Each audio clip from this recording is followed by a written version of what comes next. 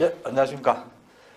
오늘은 아주 반가운 손님을 모셨습니다. 사실은 제가 송국근의 혼술, 우리 본부장님이 진행하시는 송국근의 혼술 자주 찾아뵀는데 오늘은 제가 송국근 본부장님을 직접 모셨습니다. 먼저 인사를 드리고요. 축하 먼저 드립니다. 이번에 최근에 이제 20만을 돌파하셨어요. 예, 제가 개국한 게 2019년 3월 20일이니 예. 한 2년 가까이 걸렸습니다. 20만 분께서 이렇게 봐주시는데 20분까지 봐주시는데 어쨌든 뭐 다 덕분이고 감사드리고 그래서 좀 더 책임감을 많이 느끼고 있습니다. 좀 더 정보도 새로운 정보를 좀 전해드려야 되겠다는 생각을 하고 많은 좀 부담이 또 되죠. 예.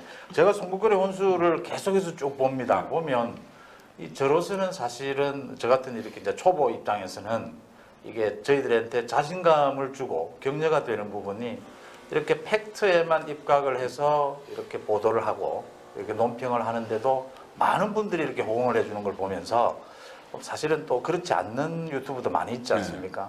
상당히 그런 부분에서는 가치가 있다. 또 우리 같은 초보자들도 자신감을 얻을 수 있다. 이래 보입니다. 네, 근데 저는 뭐 사실 약간 어드밴티지가 좀 있었죠. 그 종편에 자주 출연을 하고 있어. 예, 그럼요. 종편 전라고 해서 많이 좀 많이 봐주시고 하는 저도 그런 점이 좀 있었는데 우리 송원정 국장께서는 이제 그런 면에서는 좀 불리하죠. 그렇죠. 예. 그런데 어쨌든 또 내용도 저는 아직까지 아닌데 콘텐츠도 저도 계속 보는데 콘텐츠가 상당히 알차고 팩트 중심이에요. 그러니까 어떤 그 시사 유튜브는 보면은 일방적인 주장을 그냥 막 억지로 하거든요. 팩트가 없이. 근데 어쨌든 송은조 그 TV도 이렇게 팩트를 가지고 이야기를 하니 이게 좀 장기적으로 가면은 그 방향이 저는 맞는 것 같아요. 어쨌든 다시 한번 축하를 드립니다. 요즘 뭐 정치권 얘기로 가면 예. 뭐 윤석열 신드롬이라는 얘기까지 나오는 예. 정도입니다. 예. 윤석열이 이제 언제 어떤 모양으로 정치에 시작을 하느냐 정치를. 뭐 오늘 아침에도 윤석열이 어떻게 나오는 것이 지지율 뭐 조사 여러 번 막 어떤 지지율 조사도 막 나오고 있습니다. 윤석열 현상 신드롬 어떻게 보십니까? 이 윤석열 신드롬을 제가 최근에 보니 이 두 가지 아주 큰 특징을 발견했어요. 뭐냐면은 이번에 KSOI 조사에서 이 32.8%가 기록했죠. 그것이 그 32.8%인데 그 6주 전에 같은 조사에서 6주 전에 나왔던 것보다 17점 몇 %가 뛰었어요. 수직 상승. 한 6주 만에. 그런데 이 자세히 보면은 그때 다른 2위, 3위 이재명, 이낙연 또는 그 밑에 홍준표 이 사람들은 지지율이 6주 전하고 똑같아요. 거의 비슷해요. 뭐 이재명은 한 뭐 22% 정도 이 정도, 이낙연 15%대, 뭐 홍준표 한 7%대 이게 똑같아요. 똑같은데 순위만 떨어졌죠. 그러면은 32% 그러니까 17점 몇 %가 어디서 왔을까? 그것을 보니 놀랍게도 KSOI에서 그 6주 전 조사에서 지지 후보 없음, 무응답 이 비율이 거의 한 23% 정도 나왔는데 이게 이번 조사에서 5%로 떨어졌어요. 그러니 이 그동안 지지 후보 없다고 했던 사람들이 윤석열이 검찰총장직에서 물러나면서 사실상 본격적으로 정치 선언을 하니 글로 확 쏠렸거든요. 그럼 그 지지 후보 없다고 했던 응답청은 누구냐? 이걸 또 분석해 보면은 아마 그 일종의 사이 보수, 그때 뭐 탄핵 국면에서 이렇게 그냥 정치에 무관심해져버린 그 샤이 보수 또는 중도층 이렇게 보이거든요. 그럼 그 사람들이 다시 윤석열을 지지를 하게 됐다고 하면은 어떻게 보면은 윤석열은 이 이념이나 노선보다는 이 공정과 정의의 가치 여기에 대해서 많은 점수를 준다는 걸 알 수 있고 또 하나는 대구 경북에서 영남일보 조사에서 어제 발표가 됐는데 51% 지지를 받았어요. 그건 놀라운 일이었어요. 그게 이 대구 경북은 이 박근혜, 이명박 전 대통령 어쨌든 정치적 고향이죠. 그런데 그 수사를 해서 지금 두 사람 다 구속돼 있고 박근혜 전 대통령은 탄핵까지 됐는데 그리고 또 추미애와 윤석열이 갈등을 엄청 일으켰죠. 추미애도 대구 사람입니다. 그런데 대구에서 51%를 받았다는 건 역시도 이것은 어떤 뭐 이념이나 그런 문제가 아니고 살아있는 권력을 수사를 하다가 핍박을 당해서 검찰까지 해체를 하려고 하니 총장직을 던져버린 거기에 대한 평가겠죠. 그러니까 영남권 이제 유권자들이 윤석열에 대해서 섭섭한 게 없지 않았죠. 아, 예. 아직도 섭섭한 게 부분이 있는데 그 박근혜 탄핵 부분이 지금 논란이 될 부분이 많이 있으니까요. 예. 섭섭한 게 있긴 하지만 지금 문재인 정권에 대한 윤석열 검찰의 그 수사도 상당히 공정성이 있었다. 네. 그래서 전체적으로 공정한 의미에서 윤석열에게 표를 준다. 네. 뭐 이런 의미를 읽을 수 있을 것 같아요. 그렇죠. 그 대구 경북에 이어서 PK에서도 지금 지지율이 상당히 많이 네, 나오고 네, 있거든요. 자, 지금 뭐 얘기 이제 윤석열이가 사퇴하고 난 다음에 윤석열 총장이 곧 바로 그 LH 사태에 대해서 메시지를 내놓으면서 이제 공정 정의를 이제 다시 얘기하기 시작했어요. 네. 또 그게 묵직하게 이 국민들에게 와닿으면서 윤석열이 그 정치적 감각, 메시지 능력이 역시 뭐 좀 돋보인다 이런 네. 얘기도 나오고 네. 보궐 4월 다음 달에 한 달 뒤에 있을 그 보궐 선거에서 윤석열이 어떤 역할을 하느냐 네. 여기에 지금 제일 관심이 쏠리고 있습니다. 그렇죠. 어떻게 보십니까? 저는 이 윤석열이 타이밍이 정치에 능하다고 저는 봐요. 예. 이 검사 출신이라서 본인이 그때 자기는 어떤 뭐 정무적 그 판단력이 없다 뭐 이런 이야기를 했는데 그동안 1년 반 동안 고비고비마다 윤석열의 언행을 보면은 적절한 타이밍에 적절한 이야기를 해요. 예. 그래서 그 전에 뭐 추미애와 막 갈등을 벌일 때도 이 국회 국정감사에 나와서 예. 나는 검찰총장은 법무부 장관의 보고가 아니다. 딱 이래고 예. 그 이후에도 뭐 본인이 막 어떤 그 핍박을 받을 때 민주주의 이야기를 하고 독재 이야기를 하고 이런 메시지들을 그때그때 딱 내놨거든요. 네. 이번에도 딱 시점에 맞춰서 이 금수완박 뭐 이렇게 하니까 그렇게 하면은 뭐라고 했죠? 금수완박을 검찰 수사권을 완전 박탈하면은 예. 그러면 뭐 어떤 부패 완판이 된다. 예. 부패가 완전히 판친다. 이 단어까지 내놓는 것. 그리고 또 LH 사태에 맞아서도 지금 언론 인터뷰를 다 하면 3번을 했습니다. 조선중앙하고 어제 세계일보하고 했어요. 거기서도 또 공정 이야기를 하고 반칙, 우리 청년들에게 이 특권과 반칙이 없는 공정한 룰이 작동한다는 걸 보여줘야 된다. 이런 이야기를 했거든요. 그러니까 상당히 이 그때그때 시점에만은 타이밍의 정치를 하는데 지금 남은 타이밍이 이거죠. 4월 서울시장 선거, 부산시장 선거. 여기서는 처음에는 어떤 메시지 정치를 하고 또 강연 정치를 하고 나중에 지원 노책까지 할 수 있을 거다 이렇게 다들 봤죠. 예. 그런 전망이 많았는데 어제 오늘 나오는 그쪽에서 윤석열 총장 쪽에서 나오는 것을 보면은 아니다 3월 4월에는 조용히 있을 거다 감망을 할 거다 이렇게 하는데 저는 그렇게 하면 안 되고 할 수도 없다고 봐요. 왜 그러냐면은 4월 서울시장 부산시장 선거는 대선 전초전입니다. 대선 전초전인데 만약에 거기서 보수가 다시 회생의 기회를 잡았는데 윤석열이 가만히 있다가 거기다가 그냥 숟가락 얹으면 안 되는 거죠. 네. 뭔가 역할을 해야 되는 거죠. 그리고 아마 지금 상황이 안철수로 되든 오세훈으로 되든 이 박영선과 아주 접전을 펼칠 텐데 그 박빙의 승부에서 윤석열이 가만히 있을 수는 없을 거예요. 뭔가 이 4월 보궐선거 국면에서 뭔가 좀 메시지든 아니면 행동이든 나오지 않을까 저는 봐요. 그 윤석열식의 방법이 나오지 않겠느냐 이런 네. 뭐 전망들이 나오는데 마침 어제 오늘 이제 안철수, 오세훈, 박영선까지 이 윤석열에 대해서 한마디씩 했어요. 네. 그 뭐 안철수는 이제 윤석열이 기여를 해줄 것으로 믿는다. 네. 오세훈은 나와 윤석열이 상당히 뭐 케미, 예, 자 예. 호흡이 잘 맞을 것이다. 네. 박영선은 또 윤석열에 대해서 박영선이 과거 국회 법사위원장을 하긴 했어요. 그래서 윤석열에 대해서 자기만큼 잘 통하는 사람이 없다. 네. 그런데 뭐 할 말은 많지만 말하지 않겠다. 뭐 네. 이런 식으로 얘기를 했어요. 네. 그런 것들을 보면 이제 분위기는 무르익어 가는데 네. 윤석열 총장 입장에서는 당장 뭐 대놓고 이렇게 정치적 현장으로 뛰어드는 건 여러 가지 또 오해를 네. 낳을 수도 있고 어차피 문재인 정권에 의해서 쫓겨난 건 뭐 사실 아닙니까?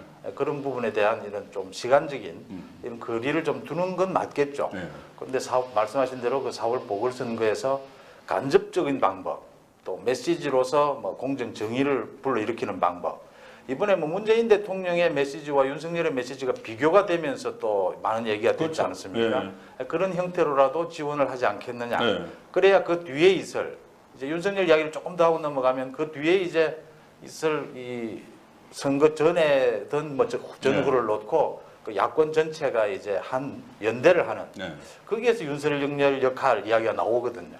그 부분에서도 이제 자기가 그렇죠. 생각을 해야 되는 부분입니다. 그렇죠. 그러니까 이 4월 7일 선거 때까지의 그 은행과 예. 4월 7일 이후에 예상되는 정계 개편에서의 처신 예. 이것이 두 갈래로 나눠서 생각을 할 수도 있지만은 같이 갈 수도 있어요. 이것이. 그렇죠. 왜 그러냐면 지금은 좀 전에 말씀하신 대로 검찰총장 그만두고 얼마 되지 않아서 뭐 정당 활동을 하고 이것은 일반적으로는 맞지 않는 거죠. 안 맞죠. 그런데 지금은 비상 상황이죠. 어떻게 보면은 지금 그 국민의힘 비대위입니다. 아직도 비대위예요. 비상 상황이고 또 검찰총장이 물러나는 것도 임기를 못 채우고 어쨌든 권력 수사를 하다가 임기를 못 채우고 물러난 이 상황에서 이 선거가 있는데 이 선거도 그냥 선거가 아니고 이 민주당 두 단체장의 일탈로 인해서 생긴 선거고 거기에 대해서 정권 차원에서 재난지원금이든 부상 가덕도 신공항이든 엄청난 물량 공세를 펼치고 있고 그 물량 공세를 펼치는 이유가 차기 대선의 전초전으로 보기 때문에 그런 거죠. 그렇다면은 반대쪽에 있는 쪽에서도 총력을 다 쏟아부어야 돼요. 그리고 윤석열이 정치 안 할 거면 모르지만 정치할 거면은 여기서도 본인이 일정 역할을 해야지 선거 후에 이 정계 개편이 폭이 좀 다르겠지만 결과에 따라서 다른 폭으로 전개가 되겠지만 정계 개편이 일어날 텐데 그때 본인이 자기 몸값을 당당히 주장을 할 수가 있는 거죠. 그 주역의 한 명이니까 어차피 이 어떤 형태로 되든지 이제 그 전에 한번 여쭤보고 싶은 게 안철수와 지금 오세훈이 이제 거의 100% 여론조사로 네, 한다, 네. 현실적인 네, 방법으로 한다라고 하는데 어느 쪽에 지금 오세훈의 상승세가 있다. 네, 있죠. 뭐 그래도 아직까지는 안철수에게 모자라지 않느냐 이런 얘기도 있는데 그거 먼저 한번 전망을 한번 해주시죠. 그러니까 처음에는 그 오세훈 쪽에서 이 여론조사는 안철수가 높게 나오고 있으니까 그냥 그거 말고 오프 프라이머리 형식으로 해서 대규모 선거인단을 뽑아서 경선을 하자는 식으로 제안을 했다가 안철수 쪽에서 그러면 뭐 중도 확장성도 없고 안 된다 하니 그 다시 이 여론조사 쪽에 100% 여론조사 쪽에 호흡을 맞춰주고 있어요. 예. 근데 그것이 아마 오세훈의 자신감이겠죠. 상승세에 예, 있다. 상승세 본인 상승세. 이 국민의힘 경선에서도 사실상 나경원에게 어렵다는 분석이 많았는데 예. 일반 시민만 가지고 100%를 하니까 나경원을 꺾어버렸거든요. 예. 그러니까 상승세를 타고 있는 입장에서 본인은 조금 더 시간을 지금 당장 하는 게 아니고 19일까지 그 후보 등록이 마감이 19일인데 그 전까지 임박해서 여론조사를 하자는 거거든요. 예. 그러면 시간이 지금부터 한 일주, 한 열흘 정도 있으면은 또 한 일주일 정도 시간 더 주면은 자신 있다는 이야기예요. 그래서 아마 이 여론조사로 합의가 될 텐데 그런데 이제 질문 문항을 어떻게 할 것이냐. 그런데 안철수는 내가 인기가 높으니 경쟁력으로 하자. 여기서 국민의힘 오세훈은 우리가 제일 야당이니 적합도로 하자. 이렇게 했는데 아마 두 개 섞어서 하겠죠. 예.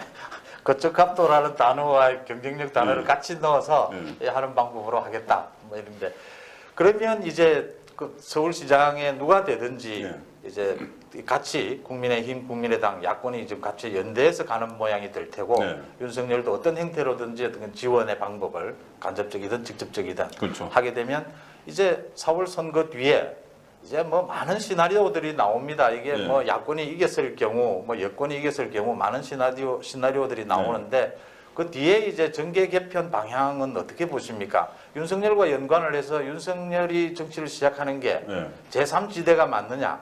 이게 또 뭐 국민의힘 쪽이 맞느냐? 이런 얘기도 여론조사도 있고요. 또 이게 사실은 여권 쪽 언론에 또 이래 뭐라 그래야 되나요? 야권 분열 공작 냄새도 좀 사실은 좀 있는 부분도 있고요. 그렇죠. 예, 그거 어떻게 보십니까? 지금 그 문재인 정권 입장에서 막 섞여요 여러 가지가 지금. 이제 요구하는 거는 자기들이 희망하는 건 있죠. 문재인 정권 입장에서는 3파전 되는 게 제일 좋은 거예요. 3파전이 돼서 지금 이번 서울시장도 범야권이 단일 안 되고 3파전 되면 이긴다는 거고 다음 대선도 만약에 윤석열에 나와서 제3지대 충청 대망론 이렇게 해서 충청을 중심으로 이 중도층들 주로 중도층들 이렇게 하나로 가고 그러니까 보수 성향의 중도층이 되겠죠. 그쪽이 가고 국민의힘이 좀 강성 보수들로 이렇게 가면은 보수가 다 분열이 되니 제일 유리하죠.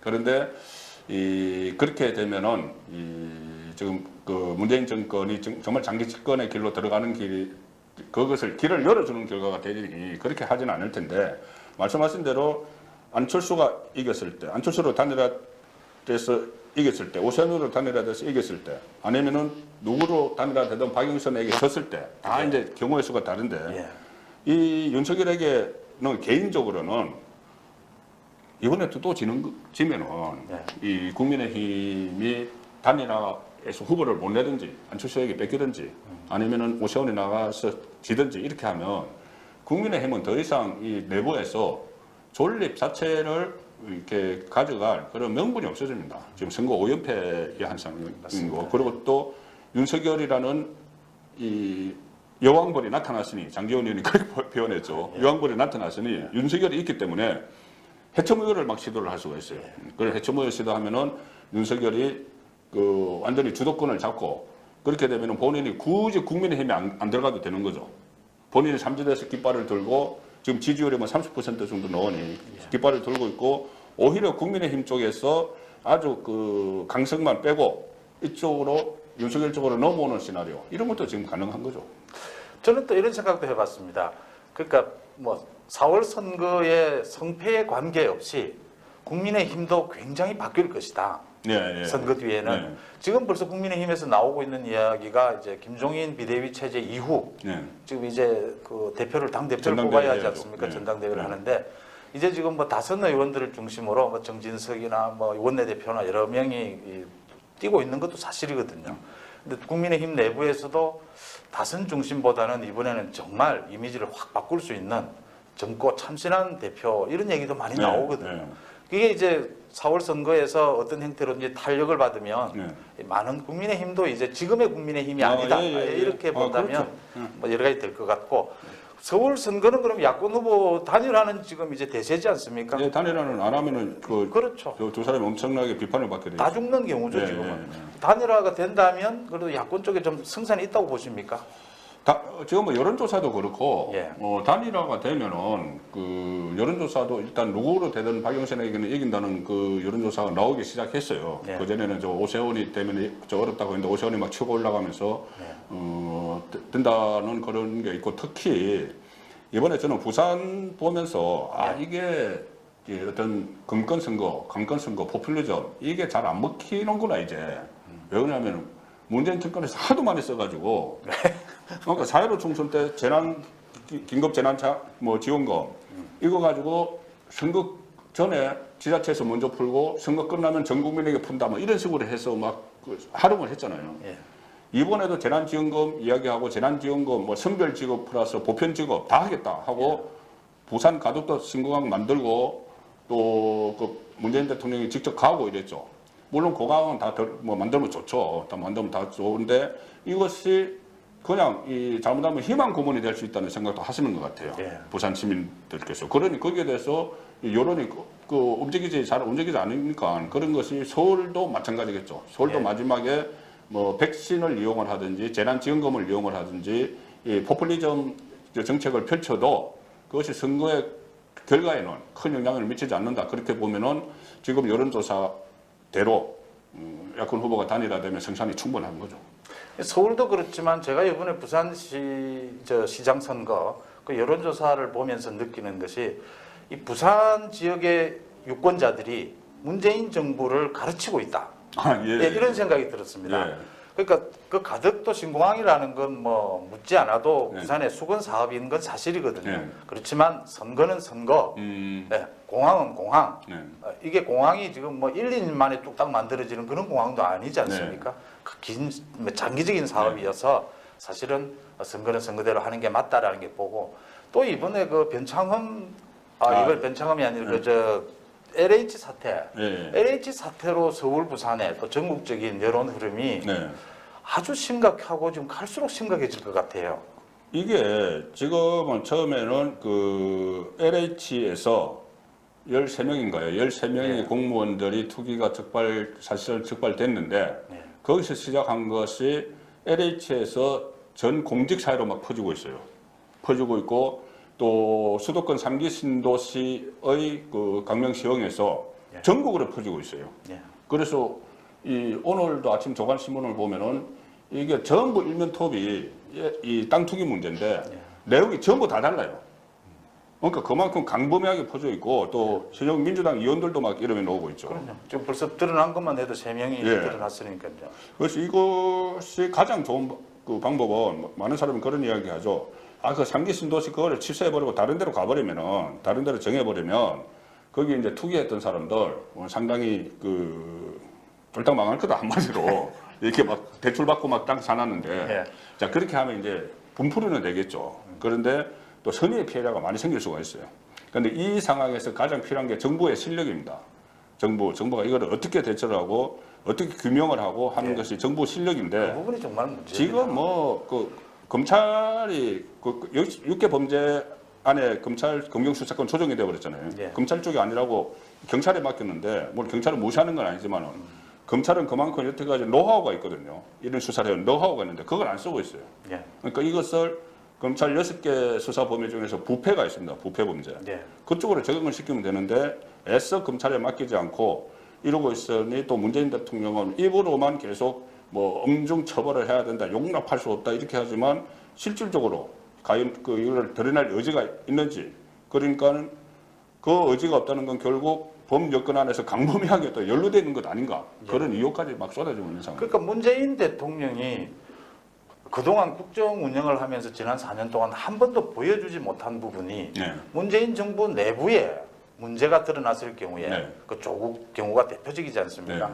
네. 자기 진영 내부에 자기 또 문재인 정부 민주당 정부 내부에 네. 문제가 드러났을 경우에 대통령으로서 단호한 모습을 보여준 적이 없거든요.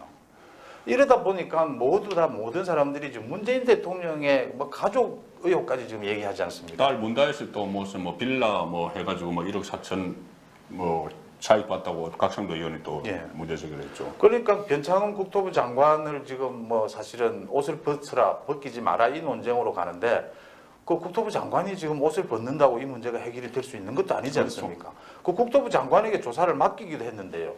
그래서 국토부 장관 뭐 해임하고 상관없이 이 문제는 앞으로도 계속 아마 크게 문제가 되지 않을까 이렇게 보입니다. 지금 각 언론이 긍정적으로 취재를 하고 있고 특히 지금 이 주택 문제는 그 전에 벌써 이 부동산 문제로 이 민심이 완전히 이반이 돼 있었는데 거기다가 엎친 데 덮친 격으로 공직자들이 이렇게 그러니까 고양이에게 생선 맡겼다는 게 딱 맞는 말이죠. 특히 네. LH 같은 데서. 네. 그러니 국민들의 분노가 막 치솟을 대로 치솟는데 이것을 대응하는 방법이 상당히 또 좀 음흉하다는 느낌을 저는 받았는데 갑자기 박근혜 정부 시절 이야기로 막 하는 거예요. 이것을 그게 참 나쁜 태도예요. 계속 남 탓이고 전 정권 탓입니다. 그래서 누가 그럽니다. 정권 마지막 날까지 박근혜 정부 탓할 거냐 뭐 이 얘기까지 그러니까 지금 나오는데. 4년 집권한 지 4년이 다 돼가는데 예. 4년 동안 그리고 또 그 전에 노무현 정부 5년도 있었습니다. 김대중 정부 5년도 있었고 그런데 그 모든 것이 그냥 보수 정권 탓이고 그러니까 문재인 대통령이 이런 말을 했죠. 이번에 LH 사건도 이것이 개인의 일탈인지 구조적인 문제인지 쭉 이어져온 구제적인 문제인지 살펴야 된다. 이거는 구조적인 문제라는 것은 결국 보수 정권을 겨냥해서 또 적폐몰이 하겠다는 거거든요. 그런데 보수 정권 그 전에 노무현 정권이었고 그 전에 김대중 정권이었어요. 야, 그렇게 하면 그러니까 이렇게 해서 계속 책임 떠넘기게 하고 원인을 제대로 밝히려는 노력을 안 하니 원인이 제대로 안 밝혀지면 해결책도 안 나오는 거죠. 그 국민들은 모두 지금 이 사태에 대한 확실한 책임을 처벌을 해라라는 건데 계속 제도 개선이 필요하다느니 이렇게 물타기를 하는 것도 아주 지탄을 받고 있습니다. 아유 제가 처음으로 정말 우리 본부장님 모시고 이 전국 전반을 얘기를 하니까 명료하게 이제 좀 얘기도 되고요. 또 그러니까 전체적으로는 야권에서 이번 4월 선거를 비롯해서 정권을 교체할 수 있는 상당히 야권으로서는 그동안 뭐 계속 패해왔지 않습니까? 나름대로는 좋은 분위기가 형성되고 있다. 전체적으로 이렇게 볼 수 있는 거죠. 그렇죠. 이 가장 크게 남은 문제는 뭐냐면 윤석열을 지금 올해는 지금 보수 후보라고는 보수 주자라고는 절대 말 못하죠. 그냥 이제 야권 주자 이렇게 이야기하는데 그런데 내년 선거 때까지도 그냥 보수가 아니고 야권 주자 그러니까 제3의 주자로 남아있으면 제가 아까 말씀드린 것처럼 3파전이 돼버릴 수가 있어요. 예. 그래서 결국은 어떤 형식을 통해서든 지금 당장은 제3의 길로 가더라도 나중에 국민의힘 세력을 끌어들이든지 흡수를 하든지 아니면 통합을 하든지 단일화를 하든지 해야 되는데 거기서 가장 큰 걸림돌이 보수정권 수사한 거죠. 박근혜 전 대통령 사실상 구속하는데 법적 토대를 다 제공을 했고 탄핵이 됐고 이랬지 않습니까? 맞습니다. 자, 그래서 그러면은 이거를 어떻게 할 거냐? 이게 제대로 그 보수나 중도 쪽에 인식이 돼야지 이게 탄핵의 강을 건너는 거예요. 정치권에서 아무리 유승민 의원 뭐 탄핵의 강 건너자 해봤자 그거 안 되는 거고 여기서 그것을 국민들이 이해를 하면은 탄핵의 강을 건너게 되는 거죠. 그러면 윤석열이 할 수 있는 거는 본인이 정말 그 이명박 박근혜 정부 전에 노무현 정부 때도 차례는 걸리고 주사를 했거든요. 그래서 그때 강검은하고 안희정을 구속까지 시켰어요. 윤석열 검사가. 그러면 나는 노무현 때도 그렇고 박근혜 때도 그렇고 또 문재인 때도 그렇고 정말 정무적 판단 없이 나는 정말 그 정의와 공정의 가치로 수사만 했다. 이걸 설득을 시켜야 돼요. 그것만 설득시키면 충분히 이 보수 주자로서도 자리매김을 할 수가 있죠. 그렇죠. 그때 그건 윤석열의 과제다 이렇게 보셔야 되죠. 윤석열의 과제죠. 윤석열의 과제고 그 본인의 진정성을 정말 얼마나 설득력이 있게 전달할 수 있느냐 그게 가장 큰 관건이겠죠. 예. 제가 하고 있는 송은재 TV가 사실은 우리 저 송군 본부장님이 하시는 그 송군권의 혼술 또 우리 고승국 TV에서 많은 분들이 오셔가지고 제가 지금 뭐 아직은 걸음마 댕기긴 합니다만 그래도 많은 또 격려도 받고 또 자신도 받고 있습니다. 오늘 또 이렇게 시간 내주셔서 너무 고맙습니다. 저도 한 말씀만 좀 드릴게요. 하십시오. 아유, 얼마든지. 예. 제가 정치부 기자만 했거든요. 88년부터 했으니까 33년째인데 정치부 기자 한 10 몇 년 하셨죠. 예, 예. 둘이 합하면 정치부 경력이 거의 50년 가까이 되는 이런 상황인데 여러 번 말씀하셨는데. 정치부 그 기자들은 일단 그 팩트를 가지고 이야기를 풀어나가요. 예. 팩트를 풀어나가니 어떻게 보면은 이 좀 막 이렇게 뭐 자극적으로 이야기하고 이걸 안 하니 조금 이렇게 재미가 없다고 생각할지도 몰라요. 그런데 은은한 맛이 있습니다. 은은한 맛이 있고 이것이 그 정확한 이제 팩트 가지고 분석을 하니 많은 그 서로 이제 도움도 되고 저희들도 많은 공부를 할 수 있는 계기가 되고 그렇게 하니 앞으로 많이 시청해 주시고 저희가 이 같은 우리 베테랑 정치부 기자 송송 이 두 사람이 진행하는 이 코너를 앞으로 중요한 핵심적인 쟁점이 생길 때 예. 자주 제가 이 사무실에 와서 전해드리겠습니다. 오늘 고맙습니다. 감사합니다.